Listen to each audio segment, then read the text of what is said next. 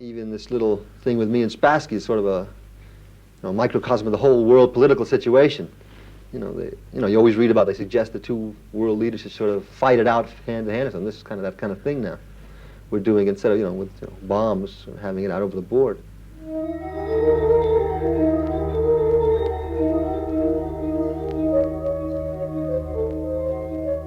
This is a bleak, grey, volcanic island about the size of England and Scotland.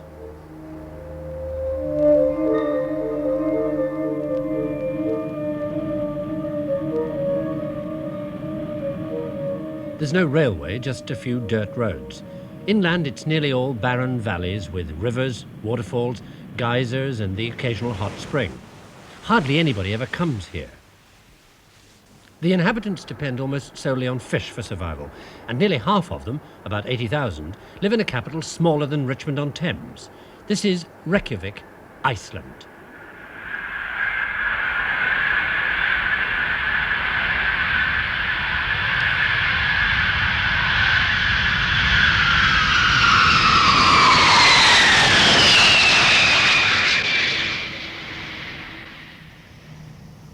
It's an empty, lonely place.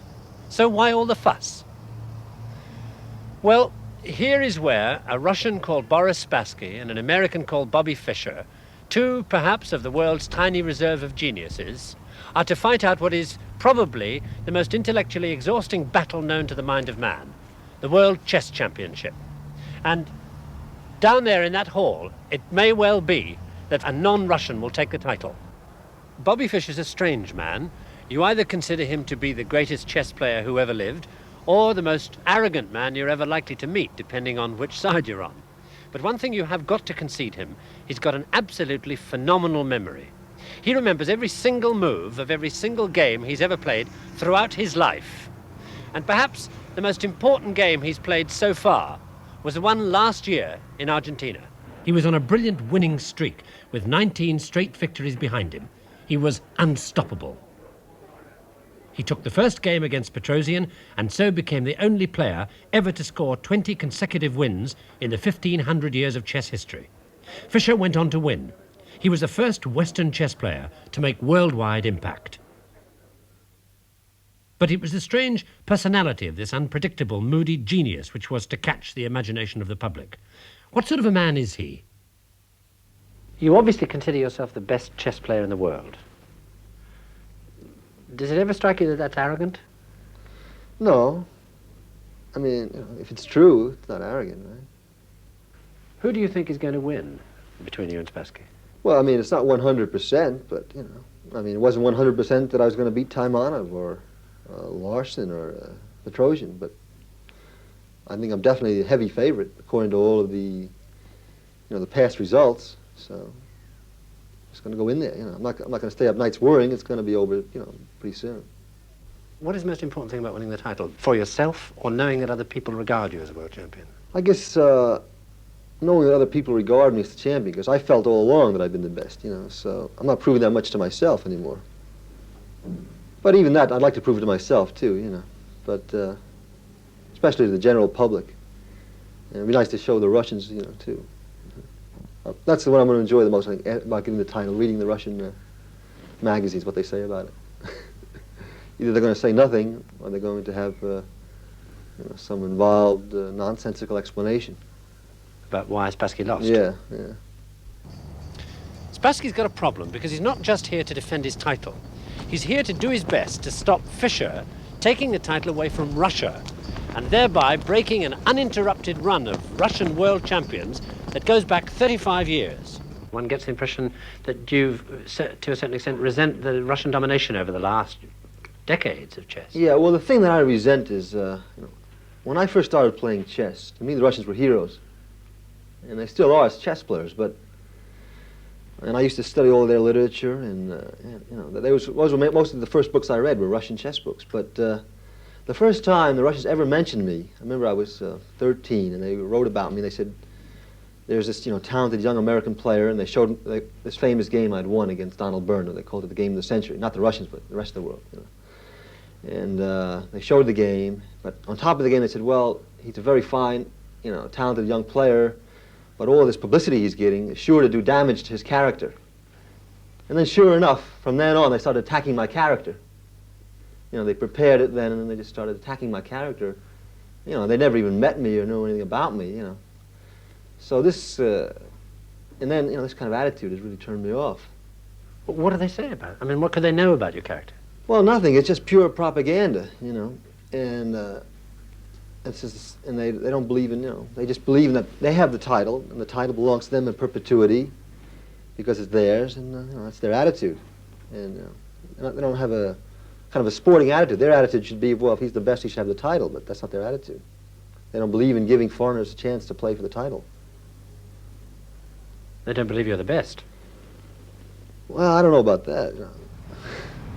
Even if in the past the Russian chess victories have been used as propaganda weapons, there is no doubt that the supreme games played by the Soviet grandmasters have given pleasure to millions of chess players all over the world. But Fischer will only grudgingly admit this. He's become convinced that somehow the Russians have plotted to stop him becoming the world chess champion before now.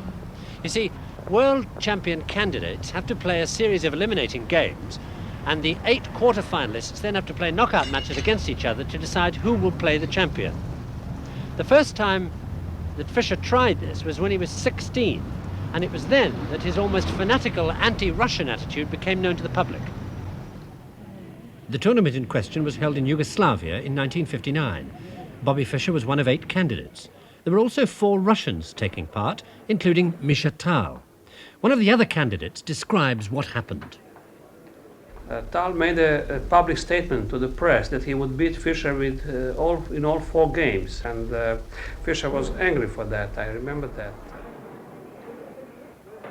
Tal, who later went on to become world champion the following year, defeating Botvinnik for the title, was 3 up on Fischer when the final game approached. Feelings were running unusually high. The story is taken up by another championship contender at the time, Grandmaster Gligoric of Yugoslavia. Fischer made a statement then before the final quarter of the tournament in Belgrade that he was going to stop the Russians. He was angry for the whole catastrophe which he had with Tal. Fischer's second at the tournament was Grandmaster Larsen of Denmark. He couldn't win the tournament, but he wanted desperately to win this game. And very early, Fischer got a tremendous attack. And Tal has this very strong look, this gaze, you know. There were people who said he could hypnotize them, and they wanted to put on sunglasses because of Tal's eyes. And so there is a critical position where Tal has a very difficult game, and Fischer is thinking. And he has a choice between 2 moves, and it is really so complicated, and he is so nervous. What he did was that he wrote down one of these moves on his score sheet, and he looked at Tal, but Tal was looking at Fischer's score sheet, and he could read the move, and he did not turn red. Then Fischer said that did not make Tal nervous, and then he made the other move, and that lost. Now Fischer says that it's against the rules if you write your move before you make it. But at that time Fischer did that himself. I remember that Fischer complained about having lost all 4 games to Tal, thinking that he should have won them, because he had favorable positions in those games, he thought. After that, his bitter feeling against Soviet grandmasters began to grow, and I think that's one of subjects which make him so ambitious to win the title. He doesn't like Soviet players at all. It may be true that these 4 losses to Tal have led to this, but I want to say that already before he was very anti-Russian. He had as an idol some American radio commentator who was something like Joe McCarthy, and he was very anti-Russian at that time, in a very childish way, in my opinion. The next time Fischer was a candidate was in South America in 1962.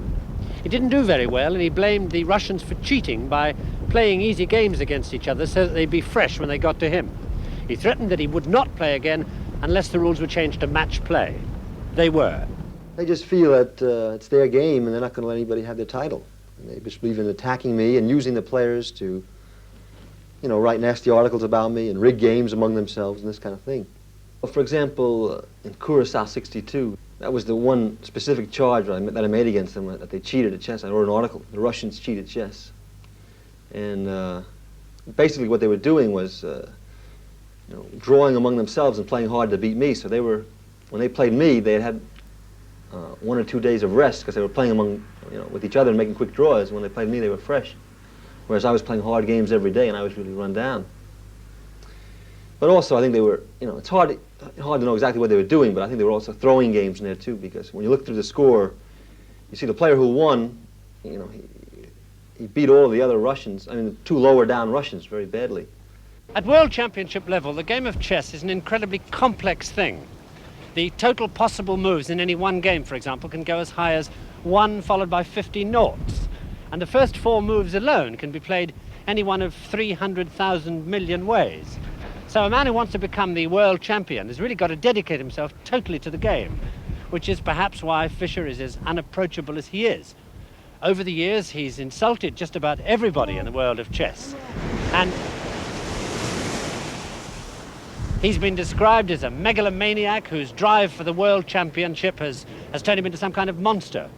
But whatever that drive is, it began at an extremely early age.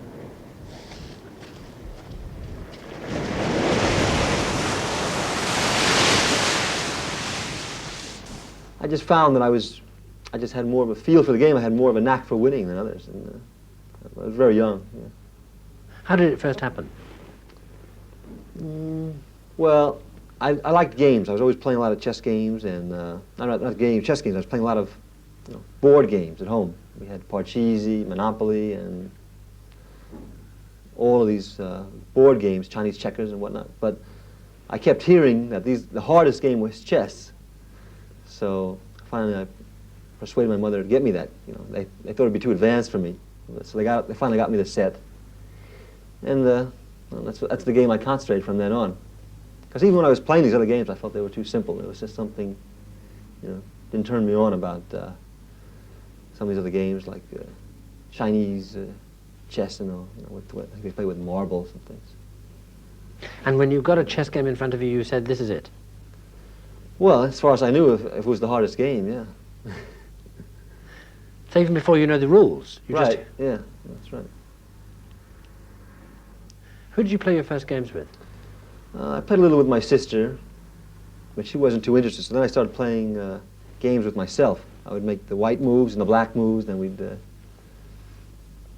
then then I would just play through the whole game, and eventually I would checkmate the other guy. I almost always won. And so I did that for a while. Then my mother started to get worried that it wasn't healthy to be playing chess by myself all the time. So she got me some opponents, some local kids, and then she started taking me around to chess clubs and stuff like that. I had a very good teacher. Again, I was lucky, and he taught me an awful lot of things. I don't know if it was possible to get a better teacher. I really had a good teacher, and we worked, for several years. I was giving him about $1 a lesson. I was coming about once a week. I started playing adult chess when I was real young. Playing with adults real young. When I said I was playing the junior events, those were the junior championships, but I started out playing adults right away. Did at any time when you were young, did you ever look ahead and say, oh, one day I'll be world champion? Not at the beginning, no. That was like an impossible dream, just like a kid plays baseball or something, doesn't look ahead, doesn't think he's going to be the star of the Yankees or something like that. I was just playing it, Did the chess side of you have any big effect on what you were like at school? A little bit, yeah. I was sort of concentrating on the chess a lot. Did it get you into trouble when you were small? Not too much, no. You must have had very understanding teachers. Yeah, well, it was a private school, so it wasn't too bad. But you left quite early, didn't you? Well, I left high school when I was 16, yeah. Why did you do that? Well, I wanted to play chess all the time. There were all these invitations coming in to travel around and to make money, so I figured it was, I had enough. I wasn't, I didn't particularly like high school anyway. So I wasn't really learning that much. I felt I couldn't learn on my own or something. With an IQ of 184, he was at 15 the youngest ever Grandmaster. A year later, he was playing as world title contender. Grandmaster Larsen was there. Fischer was 16, and at the beginning of the tournament, Fischer had a cold. So you order from the chambermaid some boiling hot water, you drop 6 drops of this into it, and then you sit like this for 10 minutes. But Bobby didn't like that. That is waste of time. And I said to him, well, Bobby, you saw that was a good doctor, better do it. Yeah, it's a waste of time, and he didn't like it, and it didn't smell good, and I don't know what. But better do it, okay. But in order not to waste all this time, this precious time, completely, I should then read something loud from a book. Okay, which book? Bring the book. And then he sat there inhaling, and I read for him a story from the book which was called New Adventures of Tarzan. It was about Tarzan's first nightmare when he had eaten some rotten elephant meat, and I read this to the World Championship candidate, and that has remained in some way a special memory for me. New Adventures of Tarzan. Are most of your friends from the chess world? I think all of them, yeah, just about all of them. I have a few periphery friends here and there that don't play, but I don't see them too much. Why do you think that is?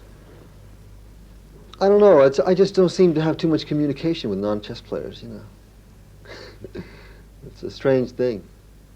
It seems to be a game which absolutely demands that you live almost a hermit's life, that you can't afford to have other interests. Is that true? That's true, right? I mean, you start going partying around and all, it just doesn't go for a chess player. I like to meet people, but I don't like to meet, 80 people at a shot. I like to deal with people on an individual level. I like to really meet a person. I don't meet a whole lot of people at one time. Today, Fischer is a nomad, living in this hotel. That's all he ever does, live in hotels. His room is full of chess books, which he carries wherever he goes.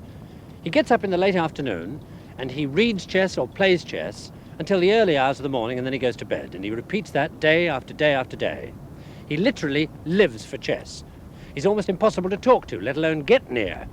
But in spite of that, it should be remembered that in the West, it's been almost Fischer alone who's defied the chess authorities, who's made the playing conditions better for the players, and who, above all, has brought chess into the public eye. As for Russia, well, until recently, she was the only real home of chess. The legendary Spassky and others like him have been responsible for the flood of books and films and lectures on the subject in the West. And if those lectures and films and books do exist, it's almost solely due to Russian effort over the last 3 decades. To chess fans, chess books speak an international language. They carry notations and analysis of all the games that are played around the world. Chess masters from East and West contribute regular articles. This is one way Fischer and Spassky keep up with chess strategy and new moves. There are at least 50 magazines coming out each month and hundreds of books a year. Even Fischer couldn't learn every game that's been published. It's this tremendous amount of continuous learning that makes such demands on a player's time and energy. It requires something much more than just love of the game to reach the top. What is the difference between the people that come up and then go down a side road and stop, don't keep going, and somebody like you who keeps going? Well, I think first of all, I love the game a lot. I like the game a lot, but also I was lucky. I got good very fast, so I already started to feel some of the rewards of being a chess player.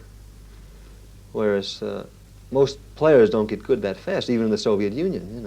I mean, who ever heard of Petrosian when he was 13 or whatever? I mean, probably was pretty good, but generally speaking, you don't get that good that fast that you're getting any money or any acclaim. So by the time they would really become top class, they've already sort of got sidetracked with other things because there's just no money in it and no incentive to keep at it. Unless you really take the long view and you love it that much that you want to keep at it. But then, even if you become very good, you still have no guarantee of getting anywhere. But I've always personally believed that there was money in chess. People told me when I should always. People always been telling me to get a job, for example. And, I never particularly liked that advice. I always felt I should keep at this game, But I can understand why a lot of players, almost all of the Western players, do drop out. This was a recent tournament held in the north of England. The prize fund was over £2,000, with a first prize of 500. With 9 Grand Masters out of 16 players, it was one of the strongest tournaments held in Britain this century. A Grand Master rating is a numerical factor worked out by an individual score against his opposition in relation to the strength of that opposition. Fischer has been given the highest rating of all time. After Grandmaster comes the International Master and Master titles. Of the British players, Bob Wade, International Master, plays, writes and teaches chess and has just published a complete collection of Fischer's games. He's often found it a struggle. Raymond Keane, International Master and British Champion. A research student at Cambridge, he'd like to take up chess full-time. Robert Bellin, aged 20, trying to break into the English team. But can he afford it? The total cost of this particular tournament was about £7,000, with £4,000 donated by Teesside Borough Council. The difference was made up by private donations. But it's not always that easy to get the money, and that can be discouraging. There's a lot of money in chess. The Western players will start to play more chess, and that very rapidly we're going to become better than they are, or at least as good as they are, as a whole. For example, you have talented players like Hubner in West Germany. Now, somebody like that, in a matter of a few months, somebody like he is, in a few months, or maybe a couple of years, if he plays continuously against top opposition, could become as good as one of the Russians easily, because he already gave Petrosian a tough fight a few months ago. You remember that match? They played against Spain. And there are a lot of other players, Mecking and Brown, and I'm sure you have some young players in England. Who's the champion now? Some Keane, I think. He's the champion. So they realize that there's a lot of money in chess in the West. These players are going to drop whatever else they're doing and just concentrate on chess. And you can improve very, very rapidly in chess if you concentrate on it and if you play a lot. This is what really upsets the Russians. About a lot of money in chess, or reasonable money even in chess. I don't imagine there's going to be $100,000 for all these other people, but there's definitely going to be more money and more interest and enough to make a reasonable living at. The tournament organizers get afraid of these grandmasters because they hear some things about Fischer and they think, well, these grandmasters, it's very difficult with them and we better not invite them and so on. The organizers be used to give more money for the competition than they used to give in the past. And I think he's doing well that way. No, well, I kind of saw it. I think I had a little more vision than some of these people. Plus, I had the talent, and I really liked it. Maybe, it's just something about my personality, a little more one-sided than these other people. Maybe they wanted to be a little more balanced, do other things. I like to concentrate on chess more. You have been said to be among the most particular, most perfectionist of players in things like light and noise and distraction during a game, and yet to the outsider, you seem to be someone who concentrates so greatly that that kind of thing doesn't even matter.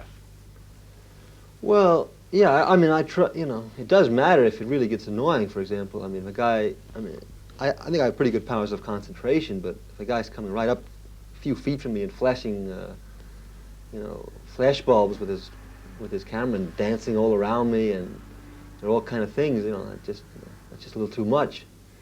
So I do need a certain, basic minimum. That's all I've ever asked, really. Do people do that? Well, they used to before I started complaining about it, yeah. The players just had no rights. Photographers were coming even inside the hall, shooting pictures, and spectators were mingling around near the board. And I remember I once played, I think it was in West Berlin. It was after I played in East Germany, a team tournament there, and I remember there was this guy, he was like, his head was right over the board, just like this, So that's the kind of things I've had to put up with, All the games, head was leaning right over the board. Good. I remember another time I was playing an open in the States, and the guy whispers a move in my ear, Things like this, not really conducive to high-class play. Other arguments against chess officialdom followed, and it was in 1968, after a fight about spectators and photographers crowding him at the Lugano Chess Olympics in Switzerland, that Fischer actually walked out of the US team and into retirement. Well, I didn't do too much, no. I was studying a little chess and just sort of was moving around. I was on the west coast of the States and moved around various cities a little bit. I didn't plan to leave it for a year and a half. It just so happened that there wasn't any event that I wanted to play in during that period of time. Because the prizes, I wasn't too satisfied. The prizes were pretty small, and the playing conditions weren't up to what I wanted, so I decided I wasn't going to play until I got decent conditions. And then I finally came back because there was this one event that I thought was a good deal. It was the match of the century over in Belgrade. Was there a time during that absence that you reassessed your entire career and the concentration on one thing like chess, and did you ever doubt during that period? Yeah, I thought a little about it, you know, but then I decided this was all a waste of time. I had to get back and make some money. It took months of international wrangling to agree on Reykjavik as the venue in the first place, and when it was agreed, the prize money added up to about 50 new pence for every man, woman and child in Iceland. As usual, it was Fischer who was doing the pushing, agreeing when the price was right, and then only 10 minutes before the end of the deadline set for him by the international chess authorities. It was while the negotiations were going on and he was in the last stages of training that Fischer finally got the kind of recognition he'd always wanted from the great American public who had disregarded him for so long. CBS television finally came to film him. Whether or not they told the story the way he would have wanted was neither here nor there. At least they cared enough to do it. He has no advisors, no coaches, no manager. He doesn't really trust anyone's advice. In a sense, his most reliable friends are the pieces on the board. His strategies in life, as in chess, are mysterious and his own. Spassky came to Hastings in 1966, and one of his opponents was Grandmaster Gligorich. Playing Spassky, no matter who you are, is an unnerving experience, as Gligorich himself says. The problem is that Spassky's got the advantage of a poker face. He taught himself to be that way, because Spassky is a very intelligent man, and there was a time when he, as a young player, he couldn't stand a defeat. He would even cry, or he would just begin to lose next games after the first defeat. And then he taught himself not to behave that way. And now his poker face does disclose his feelings. He has feelings, I know that. Spassky senses very well when the balance in a game suddenly is broken. He senses that immediately. Maybe the game should still be drawn, but his opponent somehow is sliding downhill, and now is the time to help him slide downhill a little more quickly. That is something Spassky senses very well. Between Spassky and Fischer, I don't see such a difference in style. I sometimes see a difference in their attitude, but not in style. Well, Spassky now is more peaceful. He draws a game more often, but it is almost the same style. This is the sort of game that Fischer practices when by himself. It's hard to follow even for chess experts, so we'll show you just a part of it. Well, this is a game between Savon, who is the current Russian chess champion, and he's playing a kid from Australia, not a kid, or about 21 or so, called Walter Brown. So White comes out with the knight, and Brown plays kind of a Sicilian answer to it. He plays pretty much my variations, Brown. He grew up in New York. So this is sort of a... I try to play the board. I try to find the best move and leave my opponent's personality and his style out of it. Well, I mean, if you're going to play your opponent, then you're going to need to be playing the subjectively best move rather than the objectively best move. In other words, you play a move that you think might not be a good move, but it'll work against him because of his particular, predilections, his style. But whereas the objectively best move is the move that'll stand up in analysis, say 100 moves from now, 100 years from now. And this was the critical point in the whole game. White felt that he was really getting an advantage because he's going to stick a knight here, and then Black is going to practically be in a zugzwang. He's not going to have any more levers. His only real good advance will be blocked up. But now Black surprised him with this move. If he takes it off, he takes the bishop. And Black has two bishops, and he's threatening this pawn, and it's a dead-loss game. So he took it off this bishop, and then he took the rook. I don't think he took this right away. I guess he played here first. attacked the queen. Yes. The queen had to move. And now he took the bishop. And now he took the rook. The rook. Now black just gained material because a rook is worth about 5 points, and the bishop that black lost here was worth 3 points. So, like 2 points advantage. It's all theoretical, but he's ahead of material now. And now white blundered here. He should have moved his bishop away. I was just talking to Brown about this game there on the phone, as a matter of fact. I think he said this was the right move. But he didn't do it. He played this. Instead. Yeah. It looks like a good move superficially. Defends this bishop, attacks the knight, and it also threatens something like this. Bishop here, then he's going to give him a checkmate here. The whole kingside position is weakened. But he just took the knight off here. And here white resigned because if he takes back, he gets checked. Yes. And then the king moves, takes the queen, takes back, and now white is going to be the exchange and a pawn behind. Yes. In other words, have a rook for the bishop plus a pawn more, which is passed. What does a game like that give you when you're practicing? Well, it What's just the point kind of playing somebody else's game? it just demonstrates what I kind of believe, that if you play kind of aggressive chess, like black did here, that you can take even a very strong player pretty easily. This white was, a Russian champion, which is supposedly a very, very big deal, but he got taken apart by somebody who's not supposedly as good as he is. It's been a long road for Fischer to this game, and it'll be a long match at the end of that road. Both he and Spassky have to play 24 games. The match could last up to 2 months. Each game runs to 5 hours, and in that 5 hours, each man has to make 40 moves. The winner gets £30,000, the loser gets £20,000. It's not a lot of money considering, but in spite of what Fischer says, it's not the money he's here for, it's the crown. And he fundamentally believes that that crown is already his. But after I get the title, I think it's going to be a lot easier for me. I'm going to do whatever I please. I'm going to be able to ease up a little. I know it's a dangerous way to think, but I'm going to be able to ease up a little bit.